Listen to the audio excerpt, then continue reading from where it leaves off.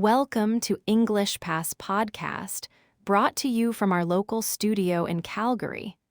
I'm your host, Samantha, and today we're diving into an exciting topic: preparing for a business trip.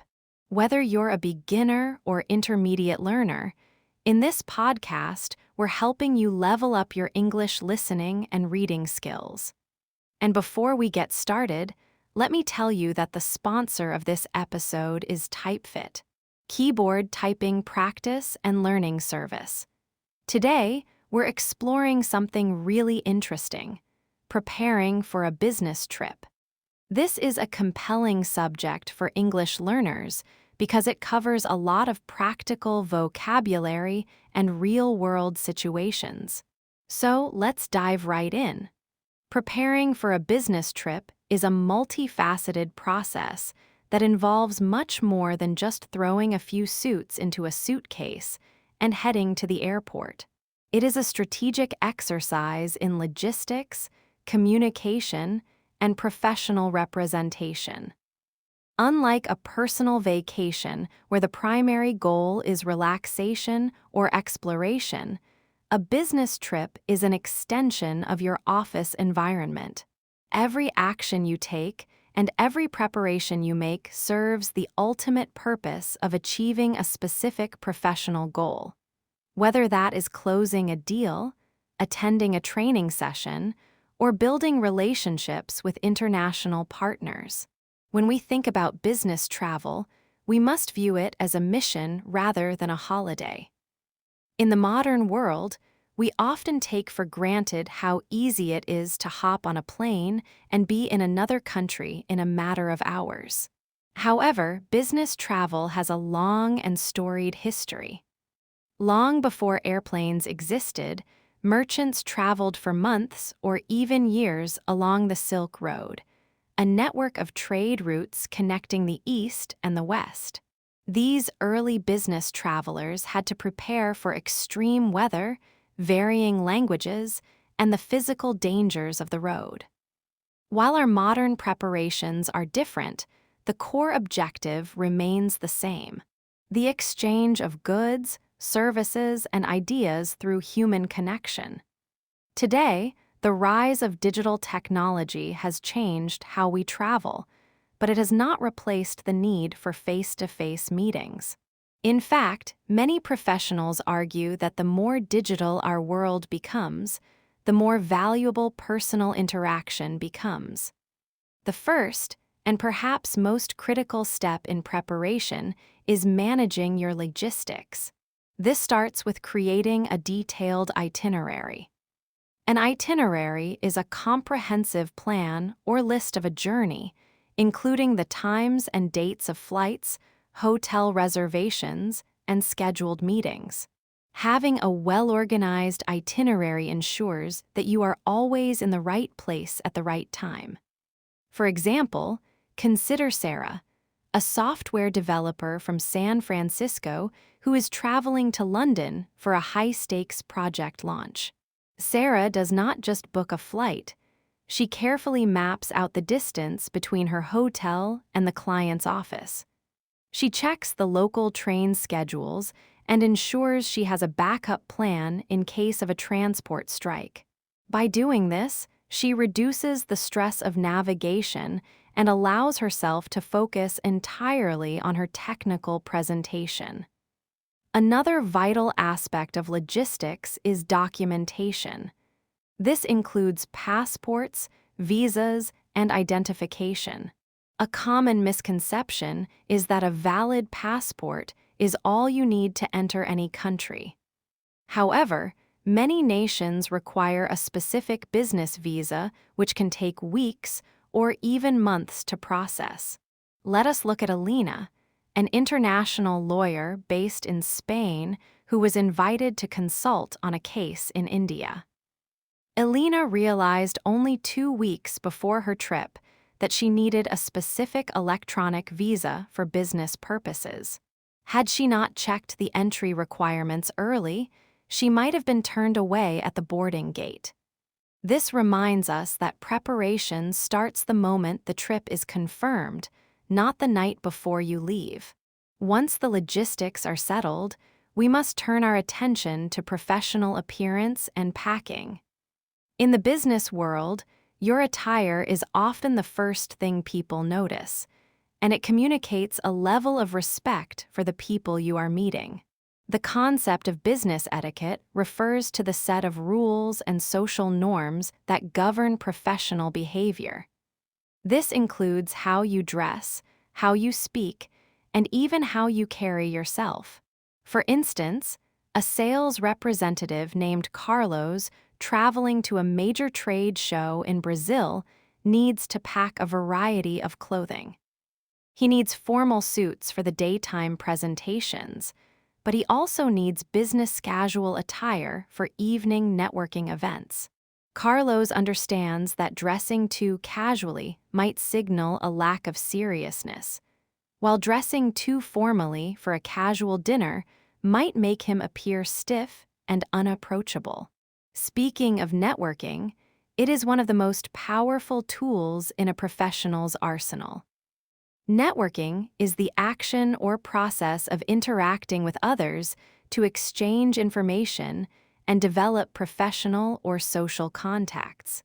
During a business trip, every interaction is a networking opportunity.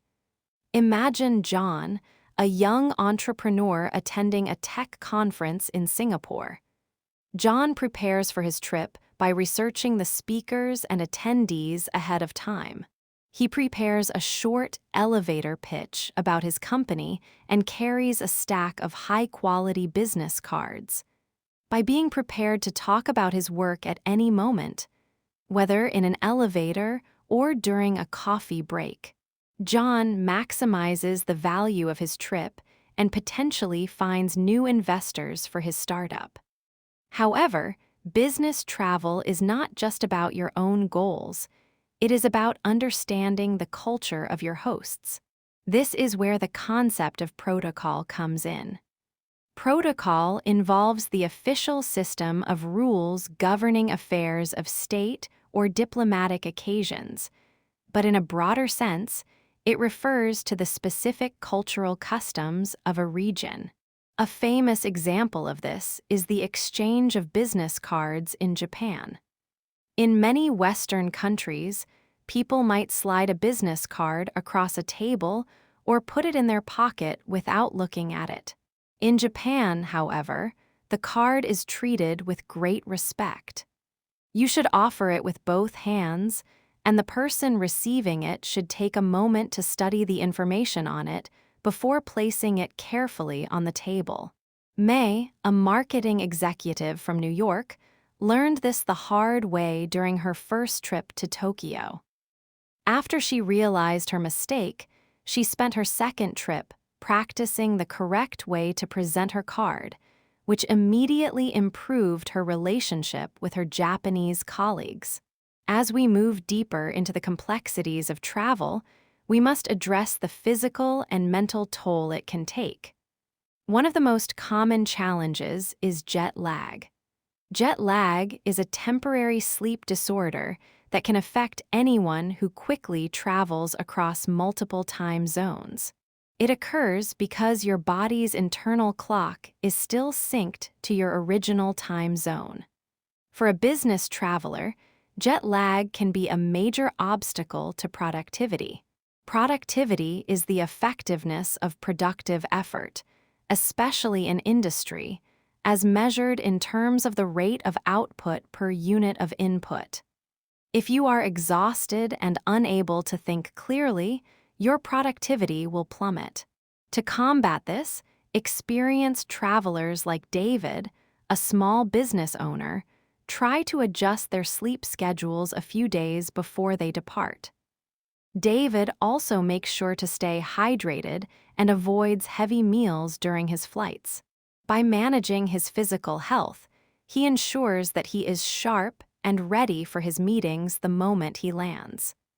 Another important but often overlooked area is financial preparation and reimbursement. Business trips cost money, and most companies have specific policies regarding how that money is spent. Reimbursement is the act of paying back money to someone who has spent it for a professional purpose. Before leaving, it is essential to understand your company's expense policy. Do you have a daily budget for food? Do you need to keep every single physical receipt, or can you use a digital app? David, whom we mentioned earlier, uses a mobile app to photograph every receipt as soon as he pays. This prevents him from losing small pieces of paper and makes the process of filing his expense report much faster when he returns home. This kind of organization is what separates a professional traveler from an amateur. Many people have the misconception that business travel is a glamorous life filled with luxury hotels and expensive dinners. While there are certainly perks, the reality is often much more demanding. It involves long hours of waiting in airports, navigating unfamiliar cities, and being on for many hours a day without the comfort of your home environment. It requires a high level of adaptability and emotional intelligence. You might find yourself in a situation where your luggage is lost, or a meeting is suddenly canceled. How you react to these setbacks defines your professional character. In conclusion, preparing for a business trip is a holistic process. It begins with the logistical details of itineraries and visas, moves into the professional realms of etiquette and protocol, and extends to the personal management of health and finances. By looking at real-world examples like Sarah, Carlos, May, and David, we see that successful travel is the result of careful planning and a deep respect for the cultural and professional environment of the destination. Whether you are traveling across the state or across the ocean, the goal is always to represent your organization with excellence and to return home with new insights, stronger relationships, and achieved objectives, and perhaps a few stories to tell. The world of business is vast, and the ability to navigate it physically is just as important as the ability to navigate it digitally. Proper preparation is the bridge that connects your home office to the global marketplace. And that's all for today's episode of EnglishPass Podcast. I hope you found this helpful. Remember to practice what you've learned, and don't be afraid to make mistakes. That's how we improve. If you enjoyed this episode, make sure to subscribe and join us next time. Let me remind you that the sponsor of the episode is TypeFit, and I suggest to check the link at the description. I'm Samantha, and I'm excited to be your host for many more fascinating episodes to come. Until then, keep learning and keep growing. Goodbye.